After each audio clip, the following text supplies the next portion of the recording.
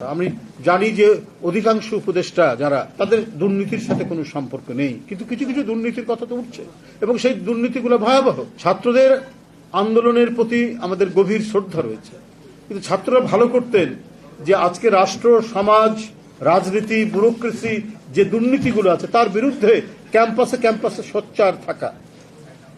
কারণ অনেক অনাচার ঘটে গেছে এই রাষ্ট্রের মধ্যে, সেটাকে ঠিক করার জন্য তাদের কণ্ঠের শক্তিটাকে আরো তীব্র করা দরকার ছিল। এবং তারা যখন ক্ষমতার অংশীভাগ করছেন, ক্ষমতার অংশ নিচ্ছেন, তখন তাদের আরো সতর্ক থাকার কথা ছিল।